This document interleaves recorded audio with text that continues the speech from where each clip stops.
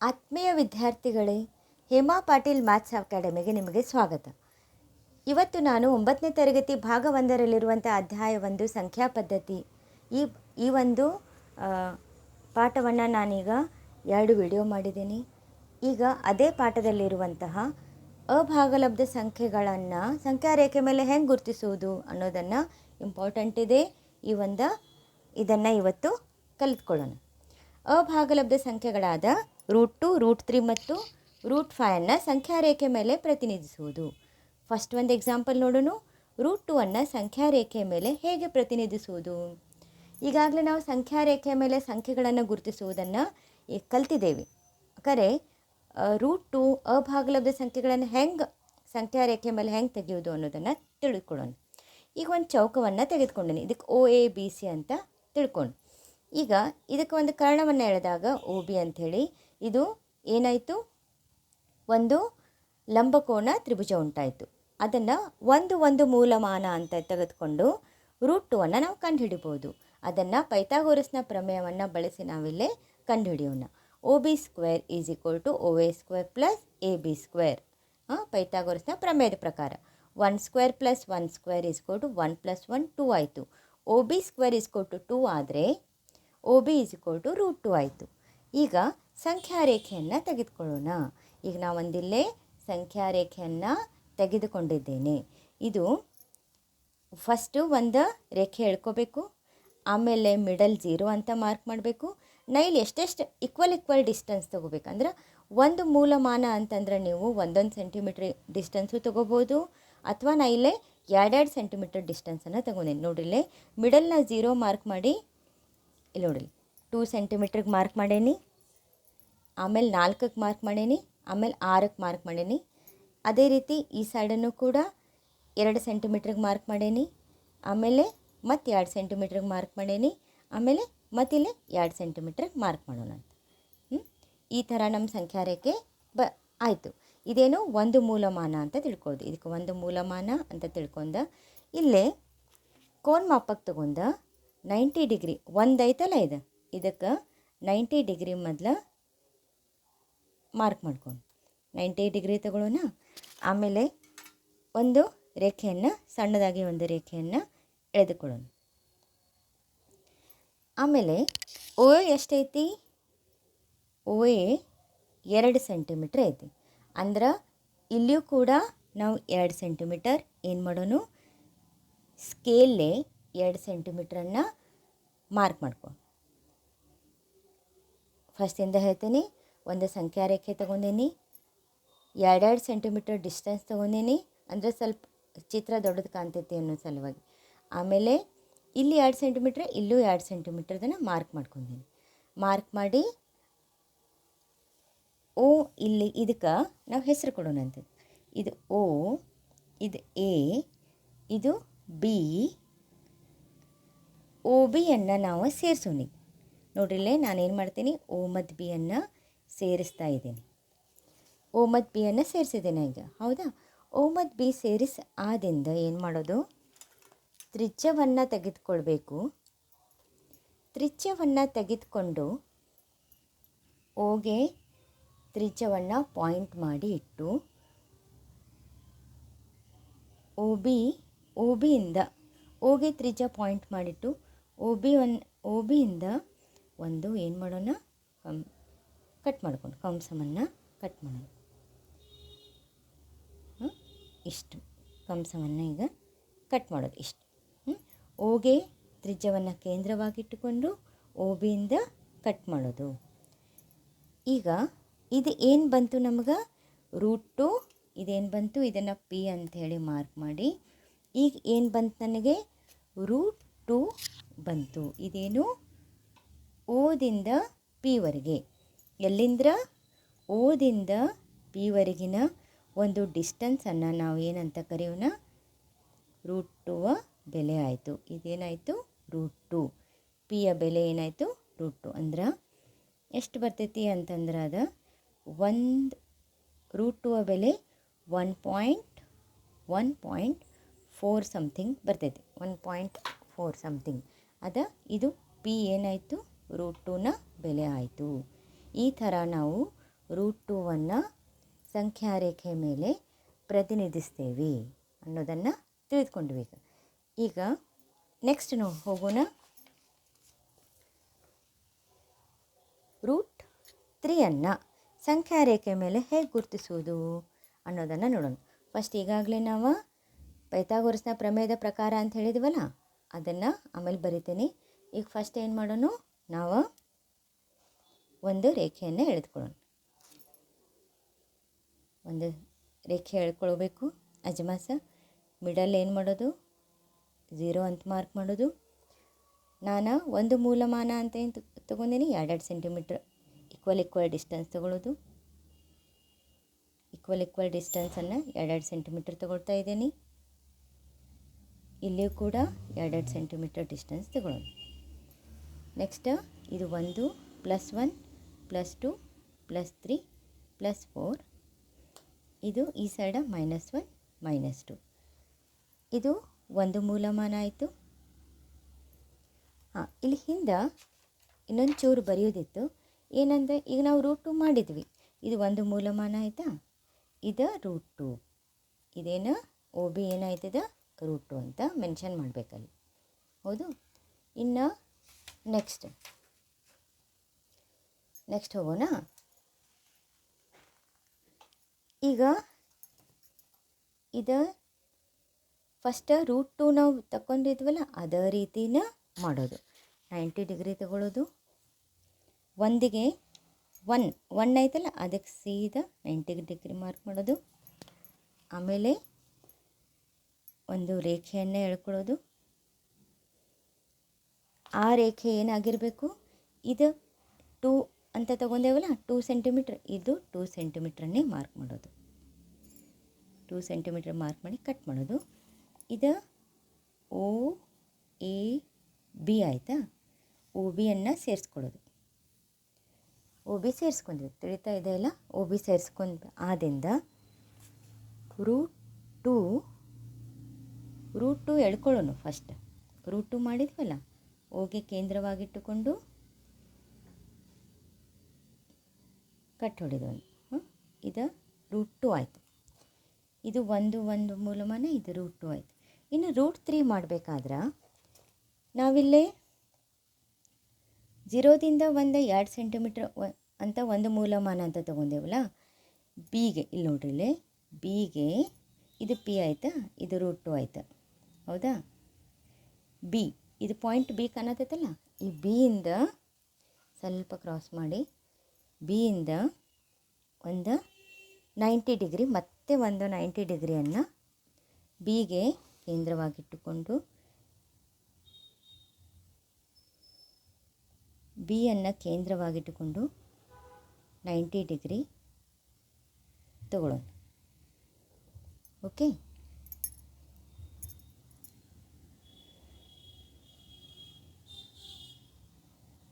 ಬಿಗೆ OB ರೇಖೆಯ ಮೇಲೆ 90 ಡಿಗ್ರಿ ಇಟ್ಟು 90 ಡಿಗ್ರಿ ಇಲ್ಲಿ ಮಾರ್ಕ್ ಮಾಡಬೇಕು. ಓಕೆ. 90 ನೋಡೋಣ ಏನು ಮಾಡಿದ್ದೀನಿ, OBಗೆ ಏನು ಮಾಡತ್ತೀನಿ, ಇಟ್ಕೊಂಡು 90 ಡಿಗ್ರಿ ಮಾರ್ಕ್ ಮಾಡತ್ತೀನಿ. ಆಮೇಲೆ ಸಣ್ಣದಾಗಿ ಒಂದು ಗೆರೆ ಹಿಡ್ಕೊಳ್ಳೋಣ. ಈಗ OA 2 ಸೆಂಟಿಮೀಟ್ರ್ ಅಂದರೆ ಇದು 2 ಸೆಂಟಿಮೀಟ್ರ್ ಕಟ್ ಮಾಡೋದಿಲ್ಲ. 2 ಸೆಂಟಿಮೀಟ್ರ್ ಕರೆಕ್ಟ್ 2 ಸೆಂಟಿಮೀಟ್ರಿಗೆ ಕಟ್ ಮಾಡಿ ಇದನ್ನು D ಅಂತ ತಿಳ್ಕೊಂಡು OD ಮಾರ್ಕ್ ಮಾಡೋದು. ಇಲ್ಲೇ ಒಂದು ಮೂಲಮಾನ ಅಂಥೇಳಿ ತಿಳ್ಕೊಂಡ, ಇದು √3 ಬೆಲೆ ಆಯಿತು. ಇನ್ನು ಇಲ್ಲಿ ನೋಡ್ರಿ, ಇನ್ನೊಮ್ಮೆಂದ್ರೆ ಹೇಳ್ತೀನಿ, OA 2 ಸೆಂಟಿಮೀಟ್ರ್ ಐತಿ, ABನೂ 2 ಸೆಂಟಿಮೀಟ್ರ್ ಐತಿ. ಆಮೇಲೆ ಇದು √2 ಆಯಿತು. ಇನ್ನು ಬಿಗೆ ಪಾಯಿಂಟ್ ಇಟ್ಕೊಂಡು ಕೋನ್ ಮಾಪಕ 90 ಡಿಗ್ರಿ ಮಾಡಿ ಸ್ವಲ್ಪ ಗೆರೆ ಹೊಡ್ಕೊಂಡು ಮತ್ತೆ ಇಲ್ಲಿ 2 ಸೆಂಟಿಮೀಟ್ರನ್ನ ಕಟ್ ಮಾಡ್ಕೋಬೇಕು. ಆಮೇಲೆ OD ಸೇರಿಸೋದು. ನೆಕ್ಸ್ಟ್ ಓಗೆ ಕೇಂದ್ರವಾಗಿಟ್ಟುಕೊಂಡ ಡಿಗೆ ಪಾಯಿಂಟ್ ಔಟ್ ಮಾಡಿ ಒಂದು ಕಂಸವನ್ನು ಎಳೆಯೋಣ. ಈಗೇನಾಯಿತು, 1.7. ಇದೇನಾಯಿತು, √3 ಬೆಲೆ ಏನಾಯಿತು, 1.7 ಅಂತ ಬರ್ತೈತೆ. ಇದೇನೀಗ ಇದು PQ ಅಂತಿಕೋನು, ಇದು √3 ಆಯಿತು. ಎಲ್ಲಿಂದ ಎಲ್ಲಿವರೆಗೆ? ಓದಿಂದ ಇದು ಕ್ಯೂವರೆಗೆ, ಓದಿಂದ ಕ್ಯೂವರೆಗಿನ ಒಂದು ನಾವೇನು ತೆಗೆದಿವಿ ಈಗ? √3. ಇದನ್ನು ಪೈಥಾಗೋರಸ್ನ ಪ್ರಮೇಯದ ಪ್ರಕಾರ ಹೇಗೆ ಬರೆಯೋದು ಅಂತಂದರೆ, ಪೈಥಾಗೋರಸ್ನ ಪ್ರಮೇಯದ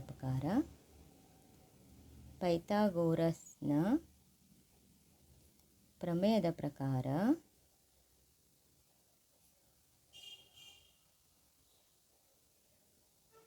ಈಗ OD square is equal to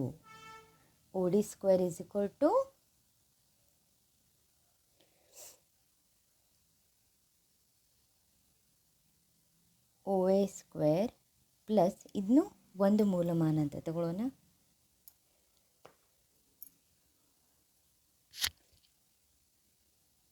okay, ಈಗ OD square is equal to OB square plus BD square ಅಂತ. OB ಅಂದ್ರೆ √2 ಹೋಲ್ ಸ್ಕ್ವೇರ್ ಪ್ಲಸ್ 1 ಸ್ಕ್ವೇರ್. √2 ಹೋಲ್ ಸ್ಕ್ವೇರ್ ಅಂದ್ರೆ ರೂಟ್ ಹೋಗ್ತೈತಿ, 2 ಉಳಿತೈತಿ. 1 ಸ್ಕ್ವೇರ್ ಅಂದ್ರೆ 1, 2 + 1 3 ಆಯ್ತು. OD square is equal to 3 ಆದರೆ OD ಇಸ್ ಈಕ್ವಲ್ ಟು √3. ಈ ಥರ ನಾವು √3 ಸಂಖ್ಯಾ ರೇಖೆ ಮೇಲೆ ಪ್ರತಿನಿಧಿಸುವುದು. ಇನ್ನು ನೆಕ್ಸ್ಟ್ ನಾವು √5 ಯಾವ ಥರ ಸಂಖ್ಯಾ ರೇಖೆ ಮೇಲೆ ತೆಗೆಯುವುದು ಅನ್ನೋದನ್ನು ನೋಡೋಣ. ಮೂರನೇದು, √5 ಸಂಖ್ಯಾ ರೇಖೆಯ ಮೇಲೆ ಪ್ರತಿನಿಧಿಸುವುದು. ಸಂಖ್ಯಾ ರೇಖೆಯ ಮೇಲೆ ಪ್ರತಿನಿಧಿಸುವುದು.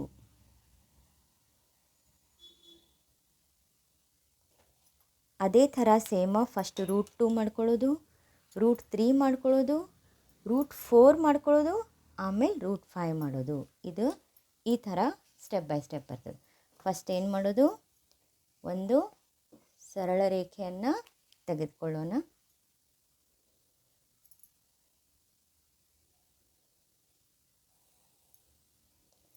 ಮಿಡಲ್ 0 ಅಂತ ಮಾರ್ಕ್ ಮಾಡೋಣ. 2 ಸೆಂಟಿಮೀಟ್ರನ್ನು ಡಿಸ್ಟೆನ್ಸನ್ನು ತೆಗೆದುಕೊಳ್ತಾ ಇದ್ದೀನಿ, ಈಕ್ವಲ್ ಡಿಸ್ಟೆನ್ಸ್. ಈ ಸೈಡನ್ನು 2 ಸೆಂಟಿಮೀಟರ್ ಡಿಸ್ಟೆನ್ಸ್ ತಗೊಳ್ಳೋಣ. 0 + 1 + 2 + 3 + 4 -1 -2. ಓಕೆ, ಇದು ಒಂದು ಮೂಲಮಾನ ಆಯಿತು. ಸೇಮ್ ಫಸ್ಟ್ 90 ಡಿಗ್ರಿ ತಗೋಬೇಕು. 1ಗೆ √2 ಹೇಗೆ ತೆಗೆದಿವಲ್ಲ ಅದೇ ಸ್ಟೆಪ್ಪನ್ನು ಮಾಡೋದು. 90 ಡಿಗ್ರಿ ಮಾರ್ಕ್ ಮಾಡಿ ಸೀದಾ ಒಂದು ಗೆರೆಯನ್ನು ಎಳ್ಕೊಂಡು ಸಣ್ಣದಾಗಿ.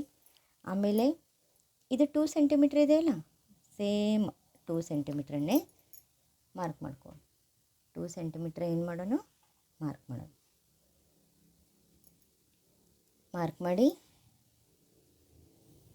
ಇದು O, ಇದು A, ಇದು B, ಇದು 1, ಇದು √2. ನೆಕ್ಸ್ಟ್ √2 ನಾವು ಆಗಲೇ ಮಾಡಿದ್ವಲ್ಲ, 0ಗೆ ಪಾಯಿಂಟ್ ಔಟ್ ಮಾಡಿ, OBಗೆ ಪಾಯಿಂಟ್ ಔಟ್ ಮಾಡಿ ಇದು ಕಂಸ ಹೇಳ್ಕೊಂಡು.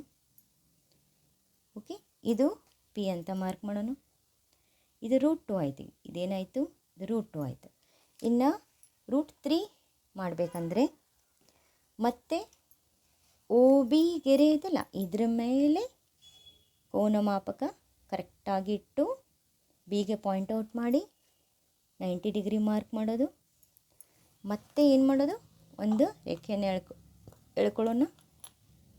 ಎಲ್ಲಿ 90 ಡಿಗ್ರಿ ಐತಲ್ಲ ಅಲ್ಲಿ ಹಂಗೆ ಒಂದು ರೇಖೆ ಎಳೆದು ಇಲ್ಲೇ 0 to 1 2 ಸೆಂಟಿಮೀಟ್ರ್ ಐತಿ. 2 ಸೆಂಟಿಮೀಟ್ರನ್ನ ಏನು ಮಾಡೋಣ? ಕಟ್ ಮಾಡ್ಕೊಳ್ಳೋಣ. ಈಗೇನು ಮಾಡೋಣ? 2 ಸೆಂಟಿಮೀಟ್ರನ್ನ ಕಟ್ ಮಾಡೋಣ. ಇದಕ್ಕೆ D ಅಂತ ಹೆಸರು ಕೊಡೋಣ. ಇಲ್ಲೇ ಓದಿಂದ D ಮಾರ್ಕ್ ಮಾಡೋಣ. ಇದು 1 ಆಯಿತು. ಇದು √3 ಆಯಿತು. ಇನ್ನು ತ್ರಿಜ್ಯವನ್ನು ತೆಗೆದುಕೊಂಡು ಓದಿಂದ D ವರೆಗೆ ತ್ರಿಜ್ಯವನ್ನು ಇಟ್ಟು ನೋಡಲಿ. ಓದಿಂದ ಡಿವರೆಗೆ ತ್ರಿಜ್ಯವನ್ನು ಇಡ್ತಾ ಇದ್ದೀನಿ. ಹೌದಾ? ಆಮೇಲೆ ಕಂಸವನ್ನು ಎಳೆಯೋಣ. ಓಕೆ, ಇದು √3 ಆಯ್ತು. ಇದೇನ ಕ್ಯೂ ಅಂತ ತಗೋನು, ಇದು √3 ಆಯಿತು. ಇನ್ನು ನೆಕ್ಸ್ಟ್ ಮತ್ತೆ ಕೋನಮಾಪಕ ತಗೋದು. ನೋಡ್ರಿ, ಓಡಿ ರೇಖೆ ಕಾಣ್ತಾ ಇದೆಯಲ್ಲ, ಓಡಿ. ಇದಕ್ಕೆ ಓಡಿಗೆ ಸೀದಾ ಡಿಗೆ ಪಾಯಿಂಟ್ಔಟ್ ಮಾಡಿ ಕೋನಮಾಪಕ ಇಡೋದು. ಕೋನಮಾಪಕ ಇಟ್ಟ 90 ಡಿಗ್ರಿ ಮಾರ್ಕ್ ಮಾಡೋದು.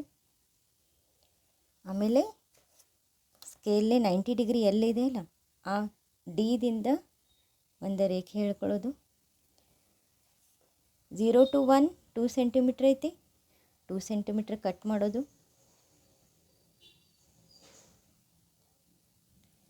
ಇದು ಡಿ ಅಂತ ಹೆಸರು ಕೊಟ್ಟೇನಿ. ಇದು ಎ ಬಿ ಡಿ ಅಂತ ಹೆಸರು ಕೊಟ್ಟೇನಿ. ಇದು ಇ ಅಂತ ಹೆಸರು ಕೊಡೋಣ. ಒ ಇ ಸೇರಿಸೋದು. ನೋಡಿ, ಒ ಇಯನ್ನು ಸೇರಿಸ್ತಾ ಇದ್ದೀನಿ. ಒ ಇಯನ್ನು ಏನು ಮಾಡ್ತಾ ಇದ್ದೀನಿ? ಸೇರಿಸುತ್ತಿದ್ದೇನೆ. ಒ ಇ ಸೇರಿಸ್ತಾ ಇದ್ದೀನಿ. ಇದು ಒಂದು ಮೂಲಮಾನ ಇದೆ, ಯಾಕಂದರೆ ಎಲ್ಲ 2 ಸೆಂಟಿಮೀಟ್ರ್ ಐತೆ. ಹೌದಾ? ಒ ಇ ಸೇರಿಸಿ ಇದು √4 ಇದು. ಹೌದಾ? ಈಗ ತ್ರಿಜ್ಯ ತಗೊಳ್ಳೋದು. ಓಗೆ ಕೇಂದ್ರವಾಗಿಟ್ಟುಕೊಂಡು ಈಗೆ ಒ ಇ ಕೇಂದ್ರವಾಗಿಟ್ಟುಕೊಂಡು ಒಂದು ಕಂಸವನ್ನು ಎಳೆಯೋದು. ಇದೇನಾಯ್ತು? √4. ನೋಡಿರಿ, ಕರೆಕ್ಟ್ 2ಗೆ ಬಂತು. ಹೌದಿಲ್ಲ? √4 ವ್ಯಾಲ್ಯೂ ಏನು? √4 ಅಂದರೆ 2. ಹೌದಿಲ್ಲ? 2 ಸೆಂಟಿಮೀಟ್ರಿಗೆ ಬಂತು. ಇನ್ನು ನೆಕ್ಸ್ಟ್ √5 ತೆಗಿಬೇಕಲ್ಲ ನಾವು. ಅದಕ್ಕೆ ಕೋನಮಾಪಕನ್ನು ಒ ಇಗೆ ಕೋನಮಾಪಕನ್ನು ಇಡ್ತಾಯಿದ್ದೀನಿ. ನೋಡಿರಿ, ಹೀಗೆ ಕೇಂದ್ರವಾಗಿಟ್ಟು ಕೊಡ್ತಾ ಇದ್ದೀನಿ. 90 ಡಿಗ್ರಿ ಮಾರ್ಕ್ ಮಾಡ್ತೀನಿ. ಆಮೇಲೆ 90 ಡಿಗ್ರಿ ಎಲ್ಲಿ ಬಂದೈತಲ್ಲ, ಅಲ್ಲಿಂದ ನಾವೊಂದು ಹಂಗೆ ಅಜಮಾಸ ರೇಖೆ ಇಡ್ತೀನಿ, ಹಂಗೆ ಸದ್ಯಕ್ಕೆ. ಆಮೇಲೆ ಒ ಎ ಎಷ್ಟೈತಿ? 2 ಸೆಂಟಿಮೀಟ್ರ್. ನಾವು ಒಂದು ಮೂಲಮಾನ ಅಂದರೆ 2 ಸೆಂಟಿಮೀಟ್ರ್ ತೊಗೊಂಡೇವಲ್ಲ, ಇಲ್ಲೇ 2 ಸೆಂಟಿಮೀಟ್ರ್ ಕಟ್ ಮಾಡ್ತೀನಿ. ಆ್ಯಕ್ಚುಲಿ ಇದು ತ್ರಿಜ್ಯದಲ್ಲೇ ಮಾಡ್ರೆ ನಡೀತೈತಿ. ಇದಕ್ಕೆ ಎಫ್ ಅಂತ ಹೆಸರು ಕೊಡ್ತೀನಿ. ಒ ಎಫ್ ಸೇರಿಸ್ತೀನಿ. ಇದು ಒಂದು ಮೂಲಮಾನ. ಇದೇನಾಯಿತು? √5 ಆಯಿತು. ಈಗ ತ್ರಿಜ್ಯವನ್ನು ತಗೋತೀನಿ. ತ್ರಿಜ್ಯ ತೆಗೆದುಕೊಂಡು ಒ ಎಫ್ ಮಾರ್ಕ್ ಮಾಡ್ತೀನಿ. ಇದೇನಾಯಿತು? √5 ಆಯಿತು. ಈ ಥರ ನಾವು √5 ಸಂಖ್ಯಾ ರೇಖೆಯ ಮೇಲೆ ಪ್ರತಿನಿಧಿಸುತ್ತೇವೆ ಅನ್ನೋದನ್ನು ಹೇಳಿಕೊಟ್ಟೆ. Okay, thank you.